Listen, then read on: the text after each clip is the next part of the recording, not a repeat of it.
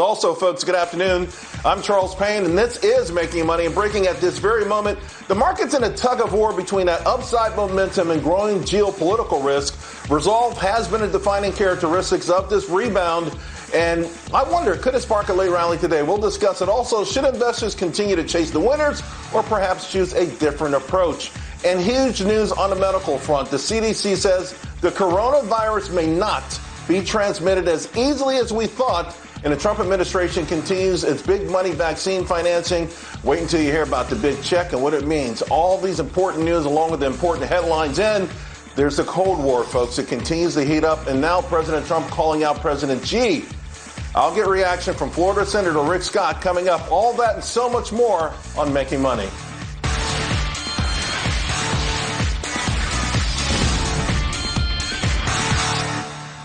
The market, indices are edging lower, but off the lows, off the highs. It's really the NASDAQ that's reacted most harshly from news. China will impose sweeping national security laws in Hong Kong. Now, while resilience has been a hallmark of this market since we hit those March lows, this is still a very bifurcated market. The winners are up big, while the mass of stocks are still down significantly.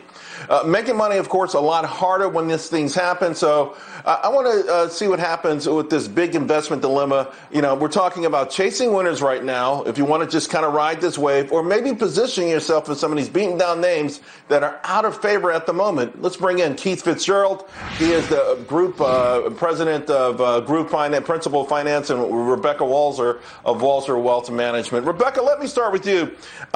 Just sort of I don't think people realize only 114 stocks are up on the S&P 500.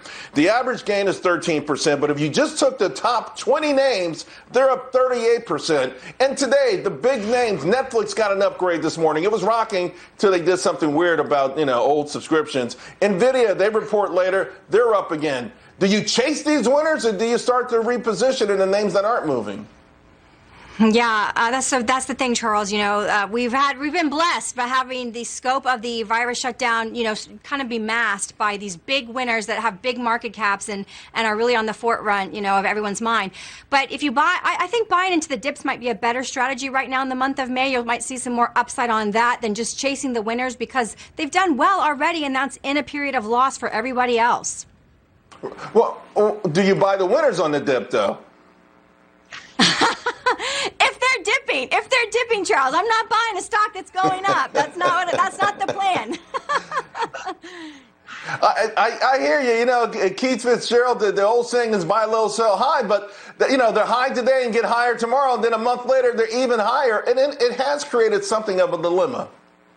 Well, it has, Charles. And here's the thing. If you look at this marketplace, the big run off the bottom has probably already taken place. We are, however, that said, one headline away from another sharp rip higher, if it's a vaccine or a cure. And the difference between the old days where you wait to buy a dip and where you have to be in like a rugby scrum before it starts are very apparent. So I think it comes down to three things. Number one, does the company have a competitive advantage? Does it have the cash to survive this? And does the coronavirus improve the case for owning it? If that's the case and you got a 5-year horizon, you know what? You better be in to win, because if you don't, you're going to get left behind. Right.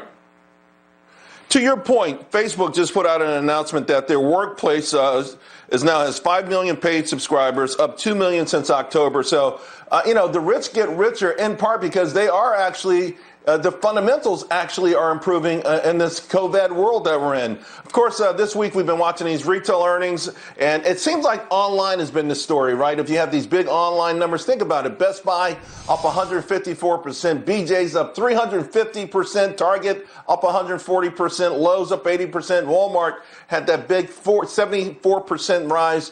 So Rebecca, again, I'm looking at other names. Let's just say L Brands, for instance. That's rocking today. Bed Bath & Beyond is the biggest percentage winner. It kind of gets us back to what we were talking about. Do you look at the big winners in retail, the names that have been allowed to stay open throughout the pandemic, or these other names that are adjusting their business models? It's a great question, Charles.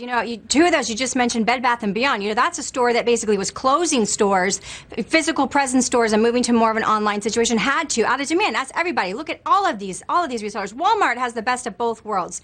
They have huge physical presence that was allowed to stay open the entire time as, an essential service kind of business. Yet they're online. The last couple of years, the investment they've made there to compete in Amazon sandbox has been incredible, and they've made huge strides. And now we're seeing them merge the two merchandising platforms together so they can have economies of scale there. So, Charles, that's going to be a long-term win, I think. And that's what people need to look at is go behind, peel the curtain back, and look at what the fundamentals are of the business plan. Because if it's to stay, static with, big presence of stores and not really build up the online, they're going to get left behind. Yeah, the old omni-channel thing that's coming out. By the way, Bed Bath & Beyond, I like it also because of the new CEO, although it's a high-risk idea. Yes. Keith, I got to ask you about this specifically. The tensions in China, they continue to ratchet up. And now, of course, we're talking about making listings for these companies more onerous. Well, Baidu just came out this morning and said, heck, we may just delist ourselves from NASDAQ. So what are you thinking? I mean, they dipped yesterday. Some of these Chinese names are back up. They've had some good earnings. Are you buying or holding any of these Chinese names? Charles, as you know, I've spent a lot of time over there. Normally, I would be buying into this, but I think the Baidu situation is clearly pressure from Beijing behind the scenes. China is extraordinarily dangerous right now because, like a caged animal, it's going to lash out. The optics have backfired. They haven't managed this crisis right, and the world knows it. So that creates a very risky situation for investors that would otherwise turn into a profitable one. I'm very hesitant. I'm very cautious at this point. The Hong Kong situation scares me because I think it could very easily turn into Tiananmen too. Yes. Wow. Keith, Rebecca, thank you both very much. Always appreciate when you're on. It's always a good time. And Thanks, speaking Charles. of which, some are saying